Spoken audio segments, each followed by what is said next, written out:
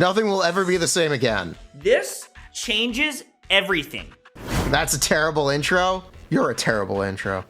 This information is going to change everything you think you know about Zenless Zone Zero. This is a terrible intro. Would you like to know what I think the biggest problem in Zenless Zone Zero is? No. It's weakness and resistance. What do I mean by that? If you're not aware, if you go into Phaethon's database, you can look at most of the enemies in the game. Some of them are not here yet. They will be added in the next patches. You can see enemies have a weakness and a resistance. So this is Hollow Thug Bulky Enforcer. He is ice and physical weak. This is Hollow Thug Wanted Enforcer. He put on a fur coat. He is no longer weak to ice. He's now weak to fire and fizz and resists ice. The stylish vest protects him from the cold, but it does make him take additional damage from fire because he is too toasted. Enemies have different resistances and different weaknesses. What does that mean? Okay, so at a baseline, resistance is 20%. Now, this 20% is to all 3 damage types in that element: anomaly buildup, daze, and damage. Or anomaly damage, daze damage, damage. There are trends for the enemies. So we were talking about the thugs. The thugs by default are all weak to ice and fizz, and their recolors are all weak to fire and fizz. And the ether mutants are, most of them are weak to ice and ether, but specifically they're all weak to ether. There are these construction equipment enemies that are weak to electric and ether. So when a corrupted has an orange motif, it's electric and ether, I guess. Speaking of corrupted enemies, by default, these are all fire weak and electric resistant. The rebel soldiers are by default weak to fire and fizz and resistant to ether. They have recolors that are weak to electric and resistant to fire. So yeah, you get the idea. While enemies' weaknesses are technically fixed, they can release the enemies in any recolor they want, or with a new accessory that changes their elemental matchup. Like, comment, subscribe. We're gonna try to do more Zenless content. More Genshin content is coming. Did you know most of you watching are not currently subscribed? You should subscribe. So yes, enemies have resistances.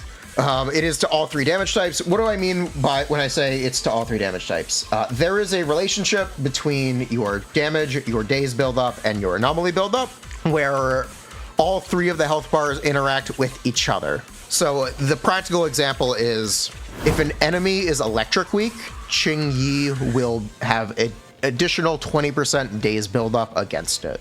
Or all of her stun will do 20% more stun. Yes, yes. Quote me on that.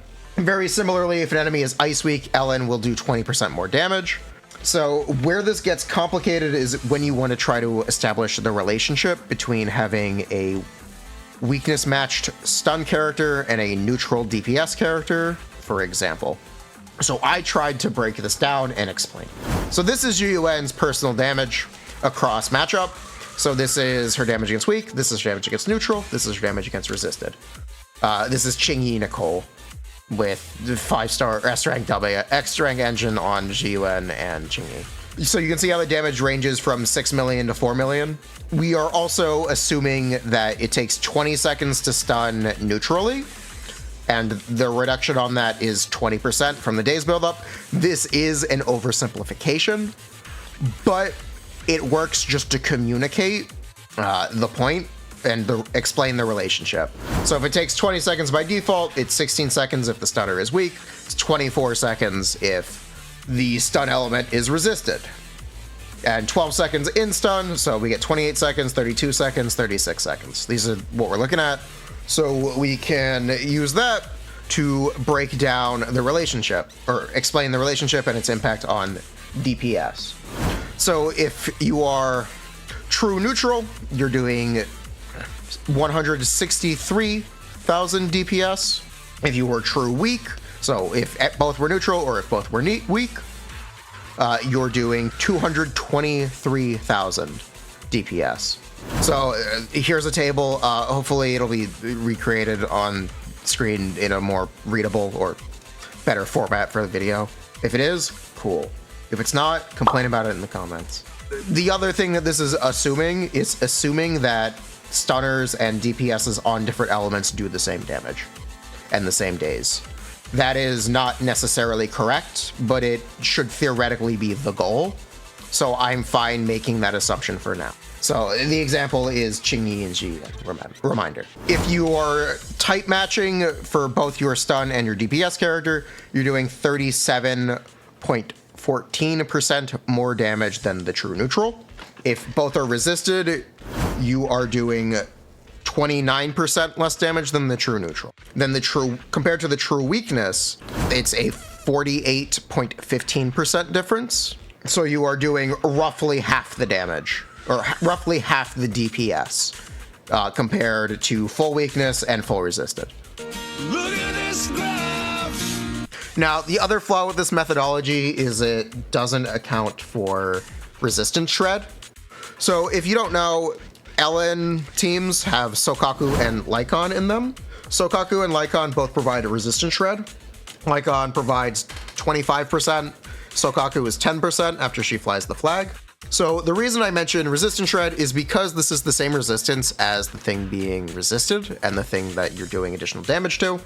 So technically all of these values, or the difference between all of these values, is smaller for Ellen and Lycon and anything with specifically resistance shred, because enemies already have resistance shred. It's a stat prioritization moment. It's very important for optimizing damage. So while Zhiyuan does 20% more damage when an enemy is Ether Weak, Ellen does 14.8% more damage when an enemy is Ice Weak. This is actually a really big difference and can make Ellen feel more lackluster than Zhiyuan when you're properly playing into weakness, which is really interesting. The other interesting thing about that comparison is Zhiyuan's teams currently don't have a matching stun or a matching element stun. They have Qingyi, who's a electric, which is generally neutral to Ether Weak enemies. So in the future, they could theoretically release an Ether stun character who is 14% worse than Qingyi for Zhiyuan's own damage, but theoretically that character would be equal for Zhiyuan's DPS, as an example of why this is significant. So if they were to release a Ether Qingyi who was exactly the same, they would be 12.5% better than Qingyi as is. This is a positive and a negative. It means that you match up better into full Ether Weak, but it also means that you do less damage against content that is Ether neutral and Electric Weak, which could be a lot of content in the future. We don't really know how they'll develop characters, but it does somewhat change how we evaluate how well of a fit a stun character is for a team. Because most of the Fizz enemies are Fire Weak, a Fire stun character pairs better with a Fizz character than a Electric stun, for example. The obvious example for this is Caesar and Seth, who are both defense characters who fill the stun slot in teams for, let's say, Jane and Bernice. Because Caesar is Fizz and matches element, she might be better in a lot of cases than Seth, despite theoretically providing less damage, assuming true neutral. So yeah, this is significant because it changes how I evaluate characters. It also means that I need to apologize for saying some kind of unfair things against Jane in her damage comparison between Ellen and Zhiyuan. While Jane might do less damage than Ellen and Zhiyuan, when enemies are Fizz Weak, that's not really going to matter. So the third part of the damage relationship is also anomaly buildup, which for simplicity's sake, I haven't put here. But it does mean that your anomalies will build faster when enemies are weak to your specific element. And if you did not know, all of the enemies that are being introduced in 1.1 and 1.2 are ice resistant. It seems that ice will be in recession from second half of 1.1 until 1.4, if I had to guess, when Miyabi is being released. That's just an assumption, though. Anomaly DPS get affected much more by bad matchups, yes. Anomaly DPS get affected much more by bad matchups because of the build-up reduction. In theory, the game intends you to always play into a positive matchup, and the mix and match of resistance and weakness regarding off-element, specifically stun and defense characters, means that best-in-slot supports can become an it depends for a DPS.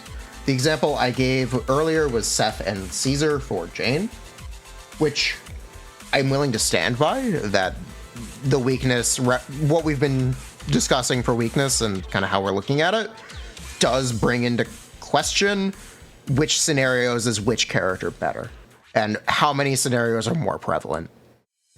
This also means that a character that I had initially really scoffed at and assumed it was just Anby is Kaleda. For most intents and purposes, Kaleda is Fire Anby, but she's Fire Anby, which means she's better against different enemies. And she has an actual niche because she has a different element. Something I went out of my way to do is I did a run on the hardest difficulty of Disputed Node with Piper, Lucy, Kaleda. Now, Piper is significantly worse than Ellen and GUN, but because these enemies are fire and fizz weak, the time ends up remarkably similar to my GUN and faster than my Ellen. I think it was technically slower than my GUN, but it's faster than my Ellen. There we go. That's what it was. So it was worse than playing the neutral, but it was better than playing into the resistance. You can also see how quickly the enemies get stunned by Kaleda's fire damage.